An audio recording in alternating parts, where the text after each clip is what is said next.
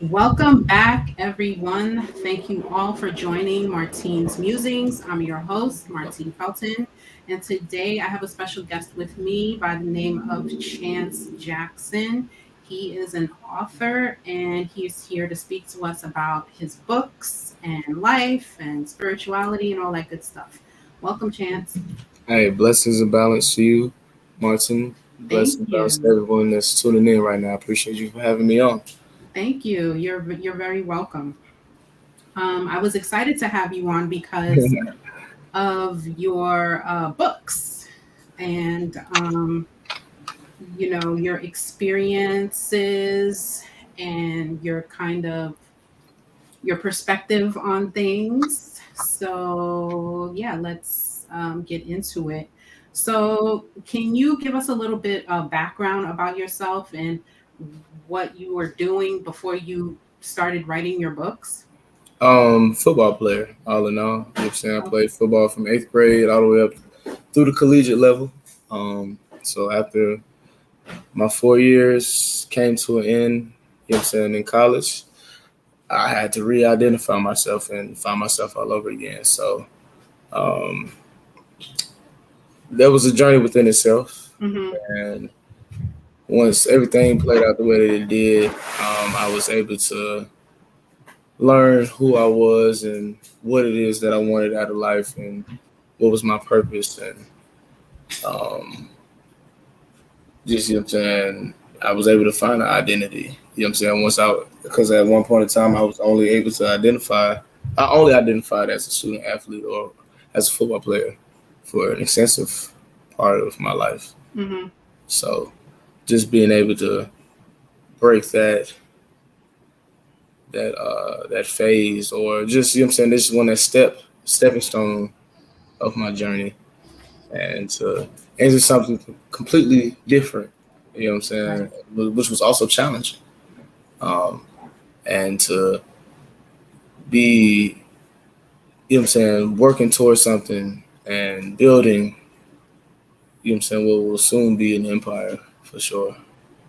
What was there something that triggered your transition from athlete to author or to writer? I mean, just the reality of, you know what I'm saying, okay, now that I can no longer identify as this athlete or the student athlete or football player. Like, okay, who am I?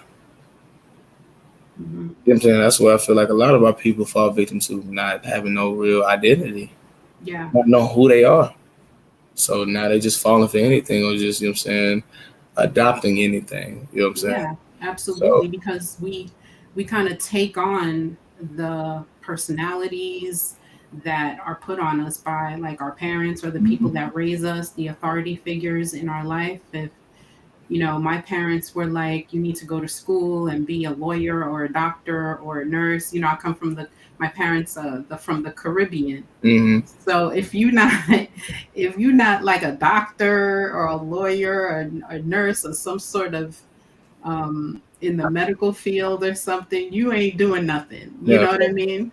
And that's how, and then we take those on and we carry those things and not even know it.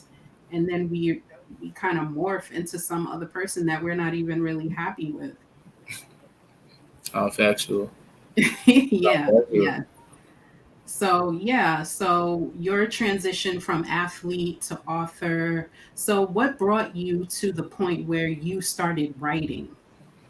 Really just based upon my experience in China, and how that whole situation played out with me getting locked up out there. And I knew I wanted to do something with that story because Hmm. it was a great story. You know what I'm saying? Plus, I ain't going through it for no reason. I'm gonna do something with this. You know what I'm Right. saying? I just didn't know how I was gonna go about doing it. And one of my good friends that I grew up with, he was a published author before we graduated high school in 2014. So, you know what I'm saying? You know what I'm saying? Years down the line, here I am back in America after, you know what I'm saying, being locked up in China and being deported. You know what I'm saying? He put the bug in me like, yeah, right, bro, you should write a book about your experience. Hmm. Like, well, that's a good idea. That's a good idea. Now, how would I go about doing that? I have no clue. So Right. I took my phone, gave me like a little, went to my notes, gave me like a little brief outline. It was like opening scene, following scene, you know what I'm saying, climax, you know what I'm saying? Mm-hmm. It was only 5 layers, and it was very simple like that. And I just took that and just ran with it, started writing. And as I started writing, I was able to develop an idea about how I wanted to, you know what I'm saying, tell this story. How And did you end up in China anyway? I landed my first job out there after I graduated from college in Oh, 2018. what were you doing there? Teaching English to children. Oh, all right. I had a friend that did that very same thing, but in Korea. Yeah. It's very big in Asia just because, you know what I'm saying, Mm-hmm. most of them gonna want their descendants to come to America eventually just because that's where the money is at for real, for real. But you got to be able to speak the language. So, you Exactly. know what I'm saying? That's all they doing is just investing. Them folks on a whole different type of time over there for sure. So, do you know how to speak Chinese? EDN. Yeah. EDN. Just Just a little bit. I knew a just enough little just to bit. work my one and, you know what I'm saying, do what I need to do, get what I need to get. As far as having a full in-depth conversation, oh, it's quiet. It's not happening. Yeah, it's not. So, tell us, without giving the entire story away of your book, right? Mm, Which is, by the way, titled 14 Days in Beijing, correct? it's not. Um, Give us a little bit of your experiences. What happened in China? What got you, locked up there? Yeah, so I was locked up for drug. I was locked up on drug charges. Um, Completely, you know what I'm saying? You know what I'm saying? It's on me. You know what I'm saying? I hold myself accountable throughout the Yeah. story. But I was locked up 24 hours a day, 7 days a week, 15 people to one cell, 9 wooden beds. All I had was a plastic bowl, plastic Tupperware bowl, and a plastic spoon. Both of them used. You know what I'm saying? Mm. For 14 days straight. That was it. I had no clue what was the process, how long I was supposed to be there. No information was given to me, nor was I asking questions. Uh, Right.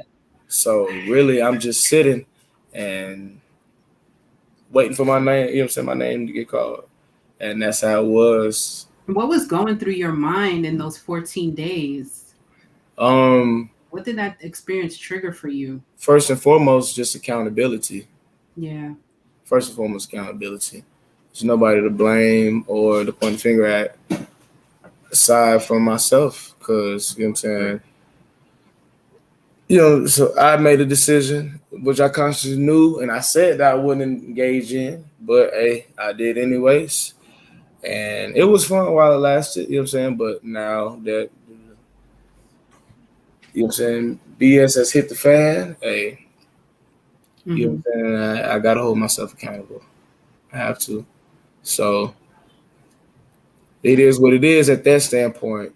Right. Now it's just like, okay, I can sit here and dwell in the negative all day long, but what is that going to solve? Nothing. Yeah. I need to start thinking of solutions. So, all right, first thing first, people need to figure out I'm here. All right, in order for that to happen, I got to become missing on people's radar. All right, Right. so now I'm just thinking of, all right, once a couple of days go by, especially when I don't show up for work, oh, yeah, Hmm. it's definitely going to be, you know what I'm saying, red flags. Okay, where is it? And then I know I'm going to sit through at least a weekend before the search for me begins. And so just had to, you know what I'm saying? I just had to stay down and just trust the process. I knew I was gonna be good all in all though. Like as soon as you know what I'm saying the cuffs is on me and I'm sitting at the first precinct, I was like, I was like, I can't believe this is happening. Like this is crazy. This is happening for sure. But I know I'm gonna be good. Right. I know I'm gonna be good when it's all said and done. I don't know what's gonna happen, but I know I'm gonna be good when it's all said and Hmm. done. So I told myself to take note of every minor detail because it's gonna be a great story to tell when it's all said and done. And you know what I'm saying? Last but not least, enjoy this high one last time because we don't know what's finna happen. Word. For real. You don't know what type of time they are on in China. Well, What? now you know in retrospect, but in the moment, you Nah. didn't know what the fuck was gonna happen. They don't tell what's gonna happen. So just enjoy this out one last time and take note of every detail. It's gonna be a crazy story, no cap. And it is a crazy story. It is. And it's like people think, you know what I'm saying? Like it's crazy, but to the point like it won't be what all that you expect at the same time. Like this is very interesting process, and you know what I'm saying, just how the system works and how they are as a people and the whole go about, you know what I'm saying? Mhm. It's taboo just because on eastern side of the world, you know what I'm saying, we on the west side. So yeah, it's just taboo. Yeah. But that's what made it sell so much, you know what I'm saying? And Especially you said that you were there in one cell with like 15 other people. Did you communicate with these people at all? Did you there some sort of camaraderie going on? world, yeah. The first 3 days, I was the only English speaker, only foreigner in the cell. What? So I'm in Oh, there. I was in there with 14 other Chinese men, none of which I can speak to at all. But it was no malice. It was no ill will. No good. negative energy like that. If anything, it was just like I could tell they wanted to talk to me, and I'm like, since y'all interested in talking to me, I'm interested in talking to y'all, but we can't just because of the language barrier. So you know what I'm saying? It is what it is, and I really wasn't in the headspace to talk either. So, but it was one person I was able to communicate with, even though me and him couldn't really communicate verbally, Right. just through gestures and body language and mimicking. Like I like me and him came, you know what I'm saying? Got like this here, you know what I'm saying? Wow. And we formed a great bond. I learned so much about this man. Like, man got a wife, kids, got 2 kids. Mm-hmm. They both like, you know what I'm saying? Like, I think it was the age young, like 2, and the other one like 5, something like that. Like a couple ages, you know what I'm saying, years apart. He was only 27 at the time. He was only a couple years older than me. Mm-hmm. You know what I'm saying? Just, you know what I'm saying, knowing what he wanted to do once he was, you know what I'm saying, released, and you know what I'm saying, all of that. But just the fact that I was able to learn all of this and you know what I'm saying, comprehend all of this, but without being able to speak to this man verbally at all. That's amazing. You know what I'm You saying? see that So, how you communicated with someone and with non-verbally and y'all bonded. I mean, That is really amazing. How did that entire experience change you? so those questions that I posed before about who am I, what's my identity, that I Mm-hmm. can answer all of those now. I found myself. Exactly what I was searching for, I found. Right. And now it's just like taking all of these talents, these new talents and new endeavors, and continue to lay that foundation and build off of them to where I'm producing, you know what I'm saying, multiple sources of income and, you know what I'm saying, be able to automate them and then live the life I want to live. That's cool. That's cool. And that's really what we all want at the end of the day, right? On Is to me. live the life that we want to live. And but we just have to get through this, I don't know what to call it. This It's the 3D process. this Process. 3D life, this third dimensional life. Yeah. Um, Oh, yeah. I see you going out there. Yeah. we got to Yeah. get through the third dimensional to get out of that. Yeah. Um, It's a process. You know what I mean? It's a so marathon. was there anything like that happened with you spiritually? Did it trigger something in Oh you? yeah. That was the most in tuned and tapped in I've ever been with my spirituality. Because I was really deprived of everything. I didn't have nobody to depend on solely but myself and just the higher realm. So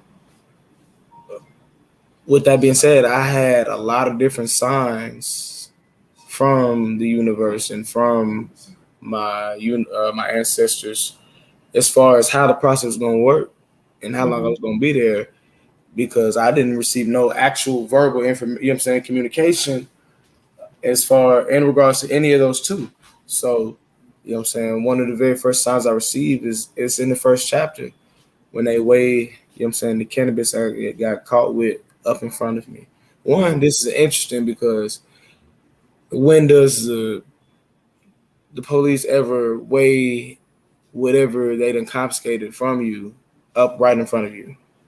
That's, you know what Yeah. I'm saying? That doesn't really happen. Yeah. And then two, from a reader standpoint, you're curious to see how much I actually have on me. And then three, this was one of the very first signs that I received from the universe. So they weighed the weed up right up in front of me, and it turns out to be 1.4 grams of cannabis.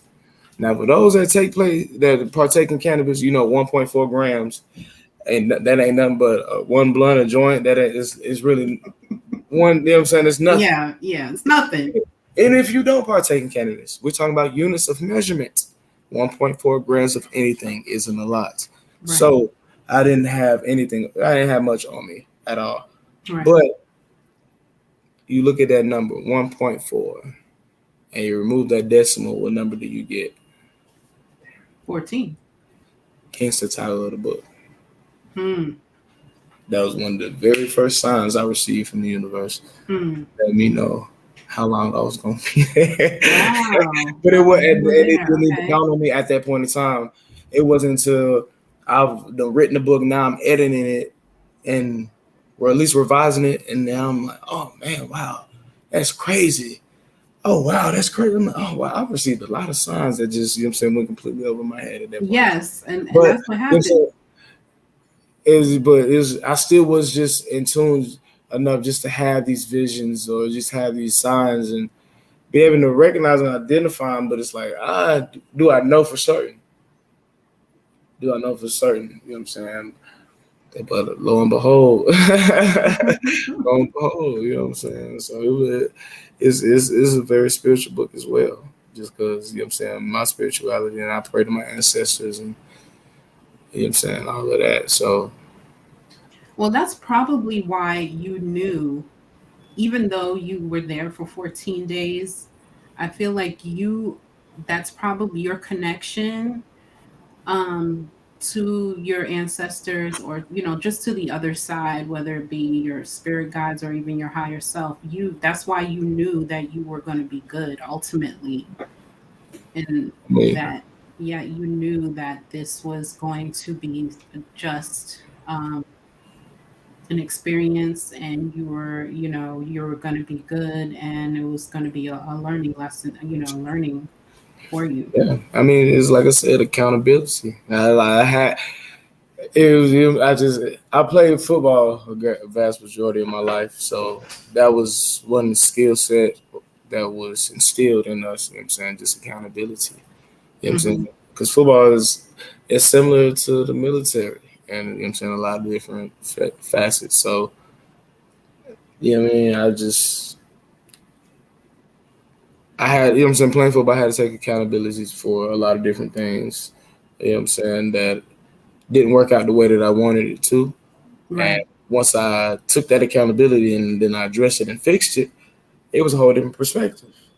So now that I found myself in another similar situation where just adversity has, you know what I'm saying, struck, and adversity does nothing but introduce a man to himself.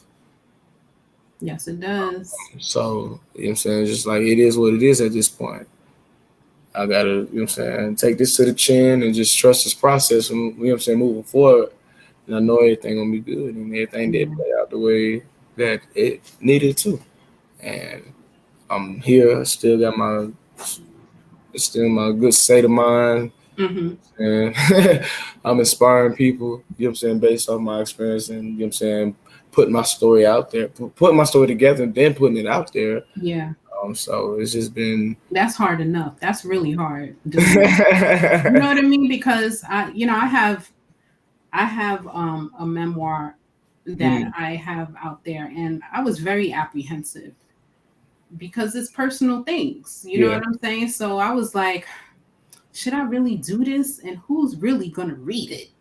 But that the, that's the negative self-talk that we as authors we go through, as creators we go through. But yeah, it's hard to put your life on paper and then allow the world to see it. Me.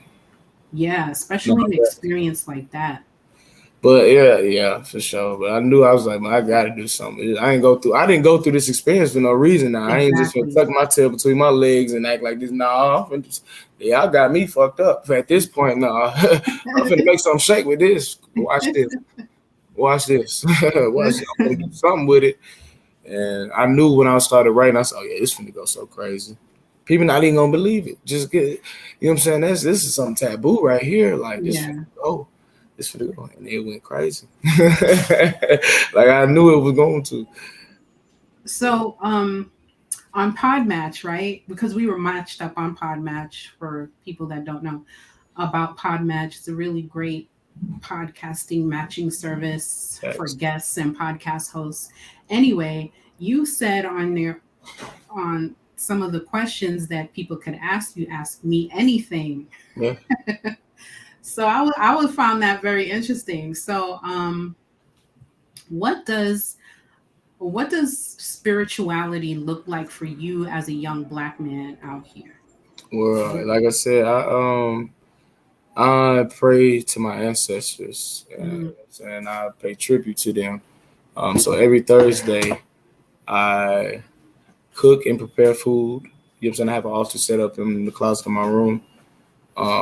So every Thursday I cook, prepare food, and lay the food out, and then you know what I'm saying, pray to them. You know what I'm saying, give thanks, pay homage, and then Mm-hmm. ask for you know what I'm saying different blessings, and then of course give you know what I'm saying most praise to the Most High, Of course. and yeah, that's just how my whole goal about it is. You know what I'm saying, and just paying attention to the signs that I receive. You know what I'm saying, Mm-hmm. based off it, and they can come in any facet. You know what I'm saying, media, people, you know what I'm Yes. saying? They'll send you signs through heaven. They, Numbers, they'll meet you where you are. yeah, I'm saying. So that's just where I'm at with it. And I've been doing this since my spirituality, like awakening started my junior year of college. Because of course, you know what I'm saying, grew up Christian in the Baptist church and all of that. You know what I'm saying, the typical. Yeah. But my father, that was my mom's side. My father was always a conscious and open-minded individual, always, ever since I Mm-hmm. could remember. So that's where I get it from. He always questioned everything, and you know what I'm saying, he always planted seeds, and then they ain't really start sprouting until my junior year, and then that's when I started to, you know what I'm saying, go on my spiritual journey, and then of course once right before I went to China, that's when I tapped in with, you know what I'm saying, paying homage to the ancestors and you know what I'm saying, praying to them, and I've been doing this since then. Yeah.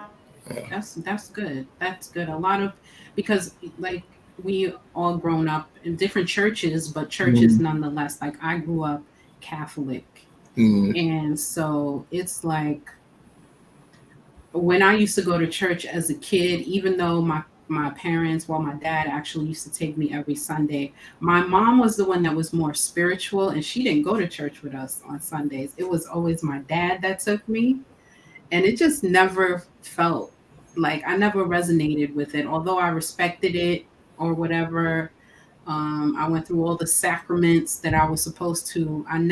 It just never really resonated with me. And as you get older, you just kind of, you have to find what feels good for you. You know what I mean?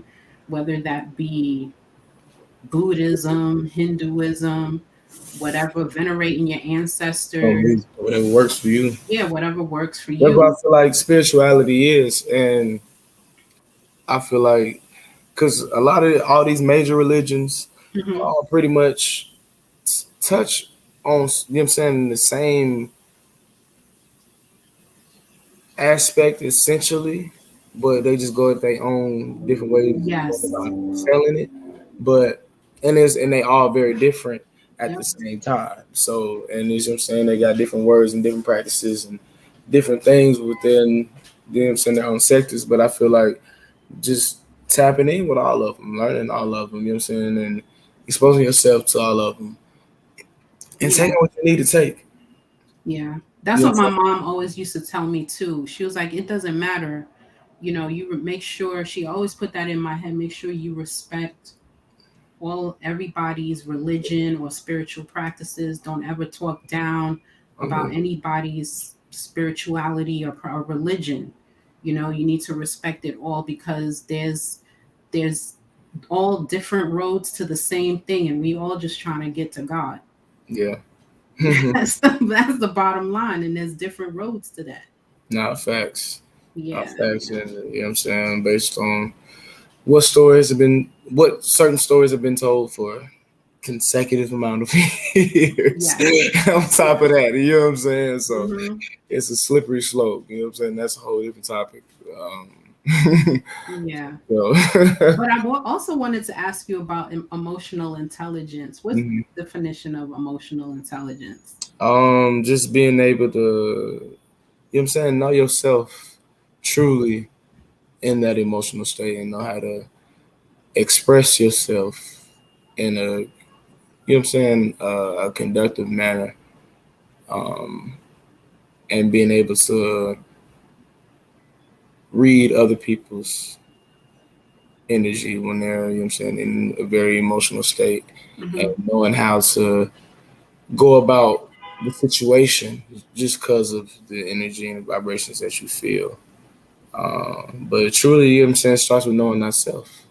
Yeah. And once you really know thyself, then it's really up to you to consider other people's differences at that point. Yeah. But you know what I'm saying? Just having some overall intelligence, you know what I'm saying? You know why you are the way that you are. You're just not out here just this is how I am and you know what I'm saying, and not knowing no deep reasons why. You just out here. Right. You know what I'm saying? You don't even know why. So that's yeah. Yeah. I think there's also to add to that, to what you said. I agree with everything you said, but also to add to it, it's really about knowing yourself, and but also knowing how you interact with other people in other Mhm. situations, knowing your limits, knowing your boundaries, knowing what you That's can do and what you can't do and stuff like that. I And I mean, feel like it's what level of emotional intelligence did you gain through your experiences, especially the one in China? well, yeah. So the most, yeah, that comes, you know what I'm saying, with the other two books, You Love, You Learn, and Real Love Never Dies. Oh, okay. And it's pretty much just touching on, it's all one long story. All three books are one long story, but it's just touching on my very first relationship, very serious relationship. Um, and because prior to that, you know what I'm saying, I had no emotional intelligence.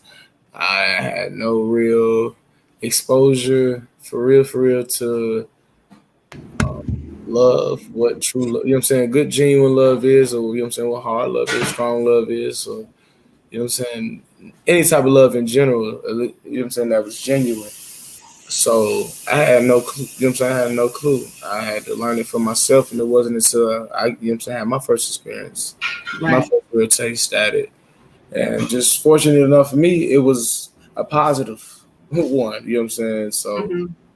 um, and I learned a lot, you know what I'm saying, just being able to, one, know how to love, and then two, how to receive it. That's why I feel like a lot of people, you know what I'm saying, they can love for sure, they can show love, but just as far as receiving it, that's, you know what I'm saying, that makes people, it's still, I'm still like, you know what I'm saying, it still ain't, I ain't all the way good at it, but it's Yeah. still a work in progress for sure. But you know what I'm saying, being able to receive love is like, Yeah, that is a real thing it out really is. there. You know what I'm saying? Because we all say, "Oh, I love you," and stuff like that. But do you know how to receive that reciprocated love? You know, like being able to receive and saying and allowing that other person to love you back. I mean, Yeah, that's a real thing. So I like to ask before I wrap this up, right? I like to ask my guests, because I'm all about self care and self love. How do you, if you do you have any self care practices that you'd like to share with us? um, Are you even into that? definitely health is wealth. Yeah. All in all, you know what I'm saying, work out in some form of fashion, whatever Hmm. works best for you. As long as you active, stay. You know what I'm saying? Stay active. Um, definitely, I would say read, but I don't. I don't read myself. I just write books, so you can read my books. So you know what I'm saying, for sure. Might be able to gain something from that. But my form of reading is like I like, you know what I'm saying, learning different quotes, just going through threads of just different quotes and seeing which ones really stick out and stand out to me, and I know can be applied to, you know what I'm saying, the masses. And with quotes, you know what I'm saying, they carry a lot of wisdom depending They on how do. they're, you know what I'm saying, Yeah. packaged. So, you know what I'm saying, you just gotta find what works for you. You know what I'm saying, learn yourself. Hmm. That's what I can say. Learn yourself. Yeah. Best self help I can say is learn yourself, and with learning yourself, knowing that it's going to be a journey. It's going to be a journey, and it's, you know what I'm saying, you're gonna be long winded running through this life like it was mine. You know what I'm saying? Never settling, but setting every go high. 1,000 burpees to my own path of self destruction or success. But what's a mistake without the lesson? You see, they say every person is defined by their reaction to any given situation. None of us know who we are until we fail. So, who would you want to define you? Someone else or yourself? Whatever you choose to do, just put your heart to it and stay strong. Mm, that's good. That's good. That's definitely quotable right there. And it's RIP to Nipsey Hussle the Great. Yes. To Nipsey Hussle the Great, Wow. for sure. I didn't even know that. Hmm. Yes, RIP. Um, yeah, so this has been a really good conversation, and I want to thank you for being here, and I want to thank everyone who's watching on YouTube and or listening on the podcasting platforms. Thank you, Chance, for being on my show. And I will have all of his information and his books in the description so you guys can go and support and read the book and learn a little bit more about his experiences and things of that nature. So I want to say, everyone, goodbye, and I will see you all in the next episode. Take care.